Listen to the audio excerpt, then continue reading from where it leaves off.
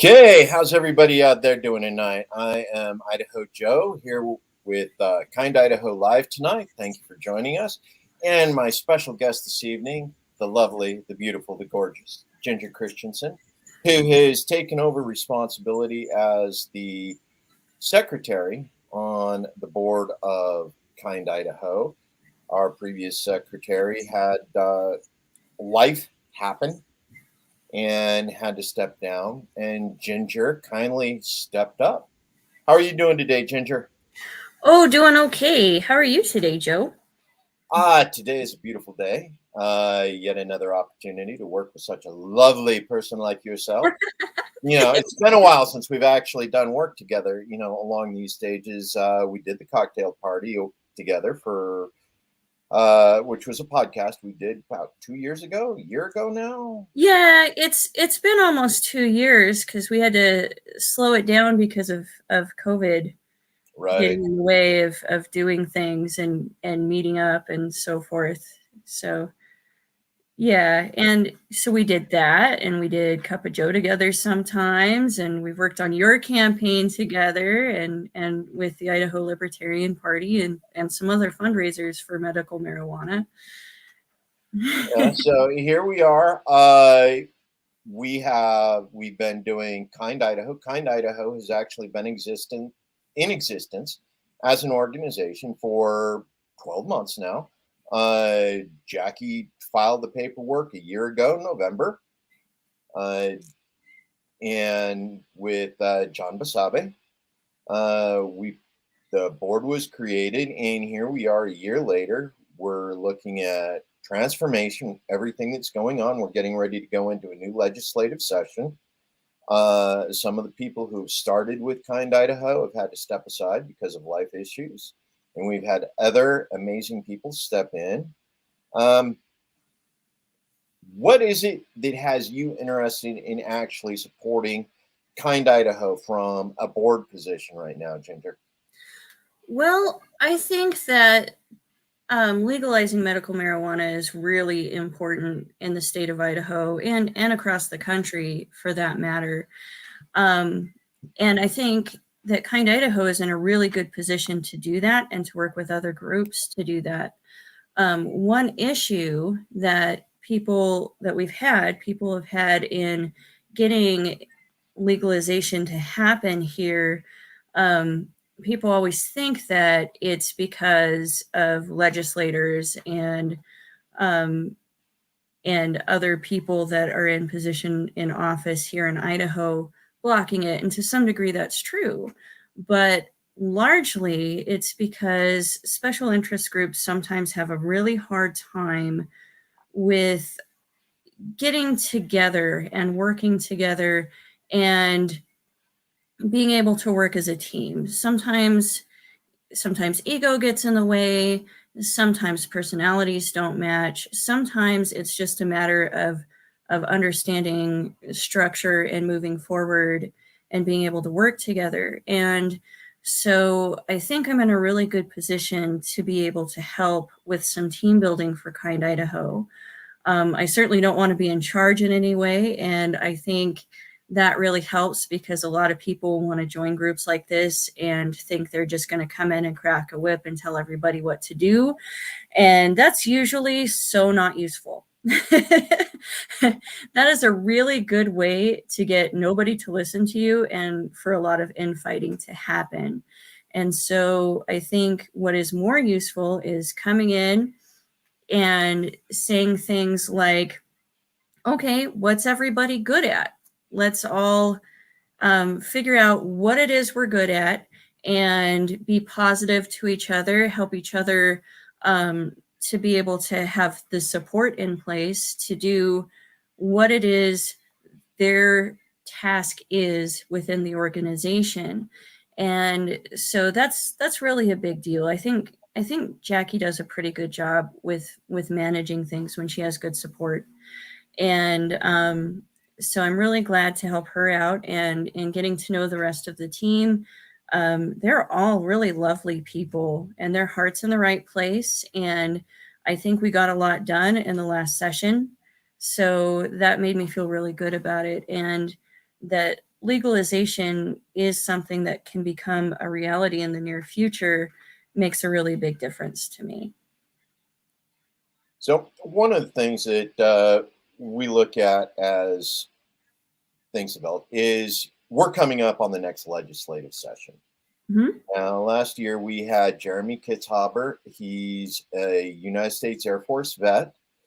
He was able to actually get a bill in front of the state legislature, in front of the committee, that could be heard for medical marijuana. There were a lot of people who were proponents of it, several people who had disagreements because of different issues. But this was one of those things where, as marijuana activists, we were able to step in and help, from a legislative perspective. Do you see being able to be that sort of cheerleader for legislative actions, even as we continue to collect signatures for the initiative? Oh, absolutely. I think that more now than there ever has been, there's a really clear path to being able to legalize. We have very conservative groups like the Mormon Church that are very interested, and this is a Mormon state, guys, that are very interested in seeing medical marijuana pass. And that's a big deal if we can get in and we can work with them. A lot of conservatives want to see this legalized. And we also have a lot of liberals that want to see this legalized. And more than anything, having grown up here, I tend to think that Idaho is more of a libertarian state than it realizes. So we probably have a lot of moderates.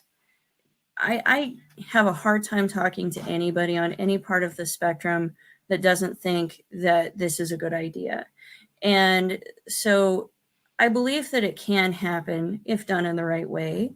I think that even though there are some lawmakers that are a bit resistant, I think that if they are appealed to correctly, if they're presented with the right bills, and if they get enough public outcry, because let's face it, they want to keep their jobs. And so, as resistant as they may be, a lot of lawmakers will just go with public opinion more than anything, especially if it's popular, just because they want to be elected back in and they want to have approval. So if we can show that this is very popular, that it can be done responsibly, that it has a lot of backing, that I think that it'll get voted in. I think it's pretty easy to get done if we can just get all of the groups to work together on a bill. And if we can outreach to people that haven't been included in the past. Absolutely. So, like you mentioned, we have a lot of politicians here in the state who actually object to legalization of marijuana in any form. Matter of fact, they object to it so heavily. Getting the hemp bill passed last year was a major chore for several lobbyist organizations, the farm organizations, as well as several others. But it's like you said, we've had policy surveys sent out over the last couple of years that indicated anywhere from 70 to 80% of Idahoans would like to see some sort of medical marijuana bill passed in the state of Idaho so that people have access to it. Yet we continue to see resistance from key leaders. Utah recently, the Utah state legislature recently passed a medical marijuana bill, strongly advocated for by the LDS Church, just like you mentioned. So this is something that there's a lot of common belief. Just because we're conservative, just because of the strong Catholic and LDS presence in the state, there is a religious movement to actually support medical marijuana in the state of Idaho, as well as everywhere in the West. So, as you mentioned, absolutely, one of the things that we do want to do is be able to reach out to those conservative groups, those conservative religious groups, who want to be able to see this legalized in such a way so that they can move forward and they can be able to use this as a compassionate outreach to several people who have medical needs for it. Now, one of the things that you and I actually share, which is odd for cannabis activists, for marijuana activists, is that neither one of us are actually users. That's right. We have friends who use it. We have friends who need it for a number of different reasons, everywhere from pain management issues, endometriosis, glaucoma, cancer treatments. Some people who have even used it to recover from something as invasive as kidney cancer. Mhm. I'm a kidney cancer survivor myself. Um, I didn't use marijuana to actually put it into remission. I actually went in for the surgery. Uh, you have several medical issues yourself, which, if it wasn't for contraring indicators, you know, medical marijuana would be recommended for several of your conditions, yet neither of us. So, what makes it important to you, even though you can't use it, to make sure that it's available as an option for other people? Yeah, I'm allergic. Go me. I'm allergic, so I can't actually use that. However, um, marijuana is proven in lab results all over the world. It's proven to be an effective and safe treatment for more than 50 conditions. Some of those conditions, it's a safer treatment than what is commonly used. And one, for instance, is something like adult ADHD. Now, a lot of people with adult ADHD, and I'm not even going to bother to go into kids because that is a really hot issue. Let's get to that someday.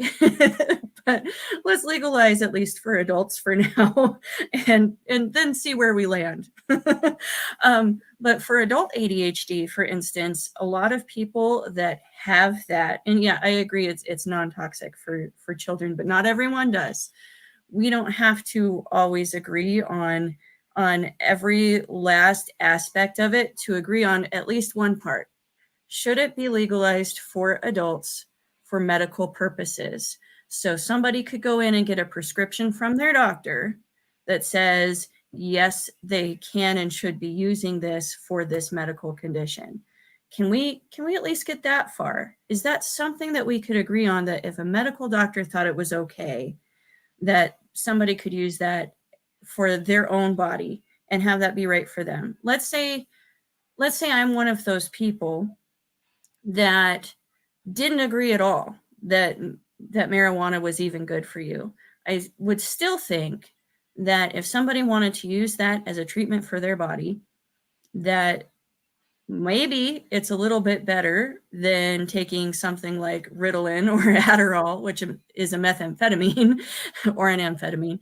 Um, and a lot of people that have, say, adult ADHD, they're prescribed these things.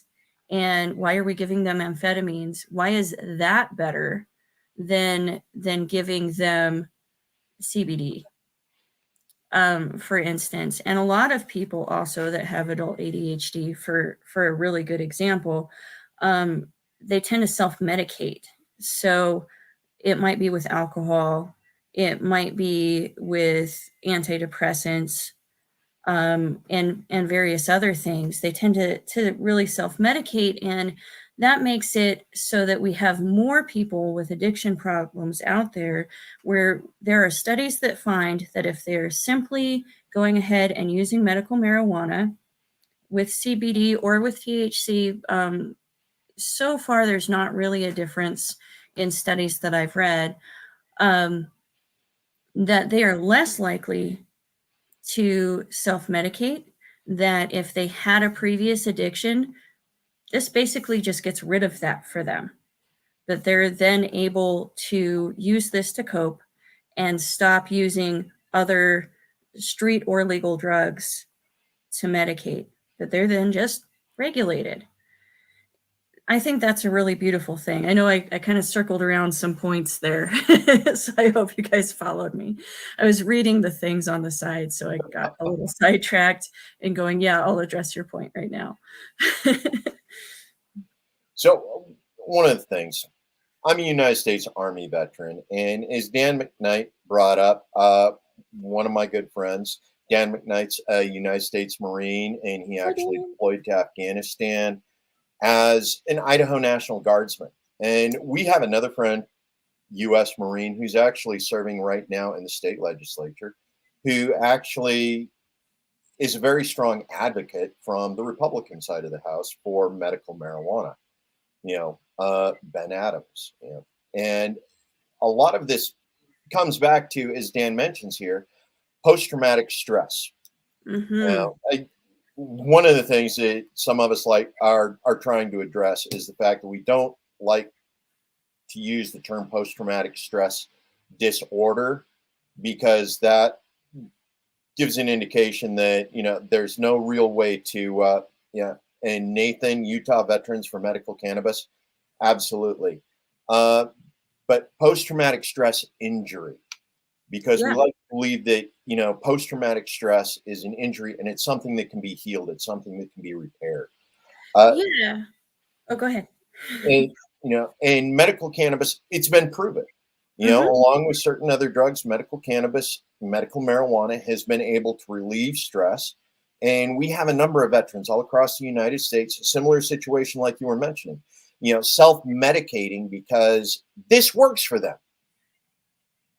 But because they don't have access to medical quality, they don't have access to medical grade, it's hit or miss whether or not they get the right dosages, whether or not they're getting the right content, whether they're getting the right blend of cannabinoids, from one dose to the next. Right. Yeah, with post-traumatic stress, what we know about it now is that it is a problem with the amygdala. The amygdala gets damaged. It's essentially brain damage. The amygdala gets damaged when you are experiencing a trauma. And in order to correct that damage, it enlarges even, and shrink back down. Various things help. Things like, interestingly, calcium, vitamin D, and that's extremely useful. You can just get those like little chocolatey calcium chewies if you're having like a panic attack, and you can chew on those. However, in the long term, we do know that one of the things that's highly effective for post-traumatic stress is CBD, that it calms those things down. And it shrinks the amygdala back up. Why that's important is because when the amygdala is enlarged, you're getting a lot of stuff going on in your brain, such as cortisol being released, which is your stress hormone. And that kills some other things that your brain should be producing, such as serotonin and 5-HTP, and your things that give you the general sense of well-being in your brain. And so it's not just like an emotional issue. This is a real physiological problem, and we have a real way of being able to correct it. And there are a number of treatments. So I don't always think that marijuana is the end all and be all of something that treats this. However, for different people, different things work. And this is proven to be very effective for that, and really important. And would we rather have a bunch of people self-medicating at home with alcohol and other drugs? Would we rather have them on antidepressants, which most antidepressants run on the theory of the reuptake system, which is the belief that your brain is reabsorbing somehow your serotonins and not producing them in the rest of your body like it should. So what they do, most antidepressants, not all of them, they're a muscle relaxant, which lowers your inhibitions a little bit. So do we want a bunch of people taking these things out there and seeing the rate of domestic violence increase, seeing a lot of other abuses and self-abuses happen and a lot of other crimes going on? Or would we like to just go ahead and release this as a treatment so that people can take this where we know that it factually works and that they are calm and relaxed without their inhibitions being lowered, which used to be something we believed, that it greatly lowered their inhibitions, but in lab studies it shows that it actually doesn't. So if they're getting something on the street, probably it does, but what is included in that is things like pesticides that are used on whatever the plant is that they bought with the street weed, being laced with other things, not purity of product like you're talking about. If we legalize, we can tax it, we can regulate it, we can guarantee what is in it as opposed to it being something on the street. And right now, and a lot of people don't know, but you can look it up, we have a real problem because people can go outside of Idaho and get legalized marijuana. We have a real problem with street vendors. We'll call them vendors. With street dealers lacing their product with things like PCP, and just a little bit. And why are they doing that? Because it keeps them feeling like they're getting more of a high off of what they're getting locally, so they're not trying to go out of state to get it. That's a big problem, right? Oh yeah, Yeah. that's a big comment too. So that's a really big problem, that then we're seeing people that are showing signs because they've used it of things like schizophrenia, where doctors are not aware of this issue. We're seeing permanent brain damage in people from having used that. And in states where this is legalized, that just completely goes away almost entirely, because people don't go to street dealers anymore. Why would they, when they can guarantee over here is the thing they want, and for probably less money? So Took you right down a rabbit hole, didn't I? right. No, but one of the things, okay, we talk an awful lot about veterans and post-traumatic stress injury. But those aren't the only kinds of stress injuries that are out there, even though that's what we've been used to associate. Uh, Sexual trauma as stress injury, things like sexual assault, rape, and how that leads to self-medication in the exact same way. Yeah, And it's all still issues with the amygdala. Yeah. Carry right. on. Yeah, my brother stepping in. Prohibition never worked. Yeah, Nope. you want something, you're going to find it. Absolutely. But with sexual trauma related post traumatic stress injuries, you still have the same problem in that, if people are self medicating and they don't have consistent quality, they don't have a regulated quality, so that you keep running into the same problem in that these additives that get put in change the way the mind works, and you lose the ability to regulate and actually facilitate healing as a result. That's So, right. being able to create a legal market for it is an extremely important aspect of being able to actually use medical marijuana to heal, or use marijuana to heal, period. Because that's what we need to do in order to make sure that we see consistent quality, that we see purity of product, that we see these things where we're actually approaching it with whole foods and microbes in the appropriate way, that all of that comes together. When you're dealing with street, you never know what you're getting.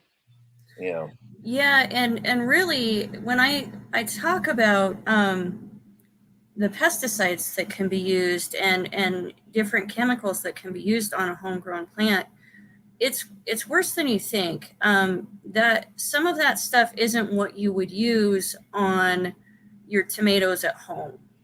And so we're finding, especially with things that are smuggled in from other countries, they're using pesticides that are illegal in the US, and they're illegal in the US for a reason.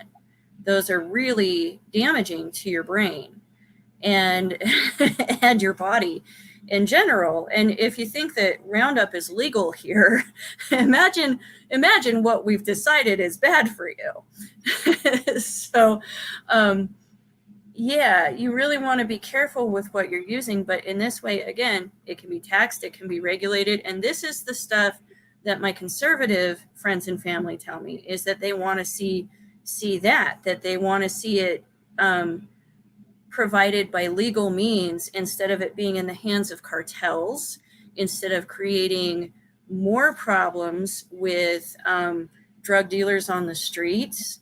And this takes a lot of power away from that, because then what are they left with? If we legalize and people aren't having to go for coping mechanisms to their local drug dealer because they can just get a prescription from their doctor and use in moderation with care, then it really takes so much power out of the hands of street dealers and out of the hands of cartels and away from things like violent gangs. So let's go back to this point Dan brought up earlier. Cannabis over opioids, particularly for pain management. Oh my gosh, right? Right. Right now, one of the problems that we have in the state of Idaho is opioid use disorder. Mm-hmm. The gentrified process, or the gentrification of opioid addiction. And this is one of these things where we prescribed opioids to people for pain management and then stripped them of their prescriptions.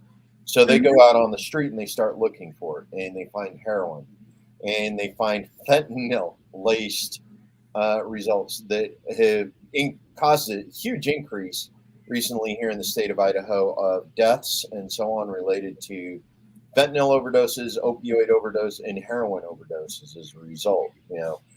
Police are being forced to respond more often with Narcan because that's their first use. They're carrying that immediate response capability. And in a lot of cases, even with the Narcan still on site, it's too late. And as we were mentioning earlier with Jeremy Kitzhaber, Jeremy is a survivor. Well, he's got terminal cancer, and part of his pain management program requires significant. Hey, part of his pain management program requires so much opioids that he actually has to have his Narcan available, so that his first responder has it available if he overdoses on his pain management program, which is opioids. So getting back to this issue of one over the other, what do you think is the most important takeaway? Well, yeah, that's a whole real mess, the opioid epidemic, isn't it? And so that brings us around to another point on legalization is, big pharma, and not everybody's going to agree on this, but we don't have to agree on everything in order to reach a goal, right? We don't always have to like everybody included in order to reach a goal. Big pharma, they can get lobbyists. They can pass whatever drug they want with whatever name they want and get this stuff done as long as they throw enough billions at the FDA. And so opioids, I remember when those were getting pushed that, oh, that's just great. I was working, as I still do, as a licensed esthetician. And so I see a lot of people that are having back pain and things like that. And doctors just thinking, oh, this is wonderful. We'll just write you a prescription for a pill. They don't want to know what's wrong with you. They don't want to give exercises. They didn't want to do any of the things that they should be doing in order to make sure that this was okay. They just wrote a pill, and everybody online thought, oh, this is wonderful. I get all my pain meds, haha, and it's one big joke, and now look where we are. What we know about CBD, even THC, is that it's actually non-habit forming. Studies came out back around Nixon era in the 1980s with the DARE program that said contrary things, but those studies certainly had a big agenda, didn't they? So that was able to be used to propel a lot of various taxes and to be able to create new government programs and justify some jobs and make a lot of money. With independent study, even ones where, and especially ones where they didn't have an agenda at all, they didn't know if it was going to work, if it wasn't going to work. We now know that it's non-habit forming. So over an opioid, which is very habit forming, we know that somebody can just simply stop taking their medical marijuana. They can just simply stop, and it's not going to cause problems with the body. It's not going to create a lot of issues, and that person would be okay. It's not really a gateway drug to anything like we used to believe that it was. In fact, we now have studies that if we just allow this, that it prevents people from using a lot of heavier, harder drugs. Whereas opioids that were allowed on the market do it exactly the opposite. Why not give it a chance? Why not give it a chance and see if this doesn't solve some problems? Because in other states, it literally has. Nope.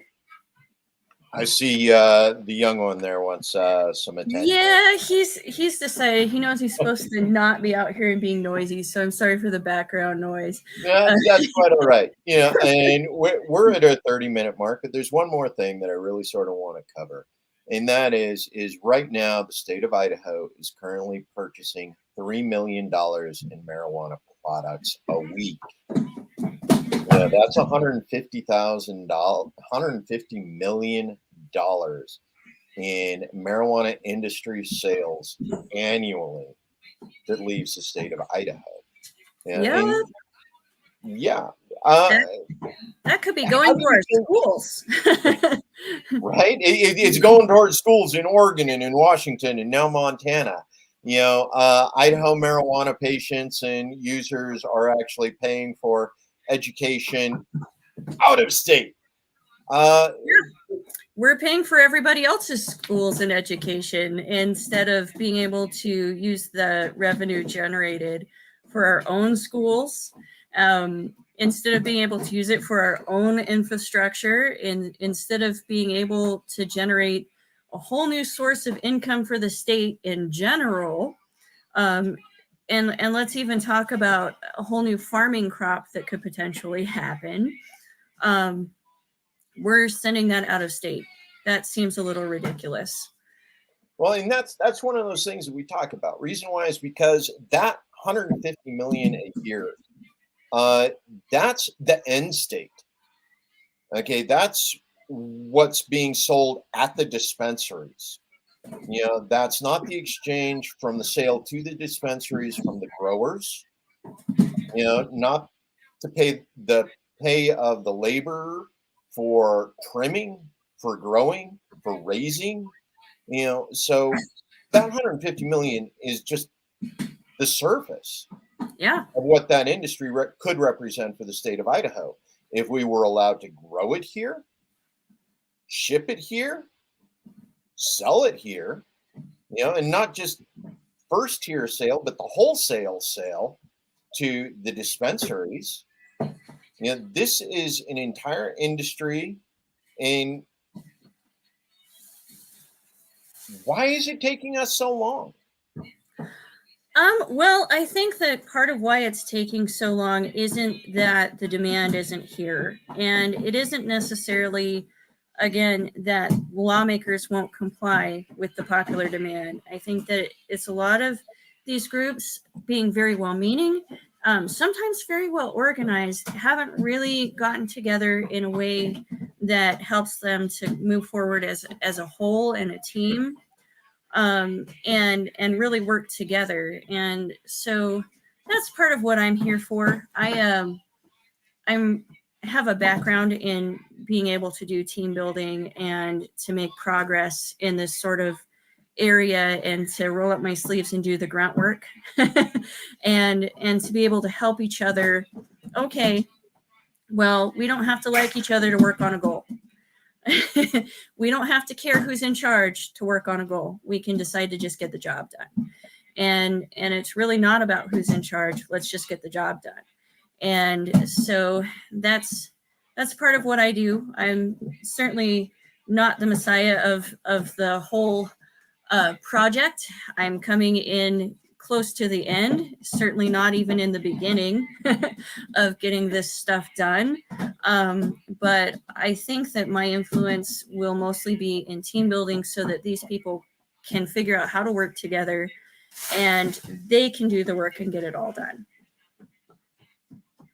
Thank you for spending your evening with us this evening, Ginger. Really appreciate it.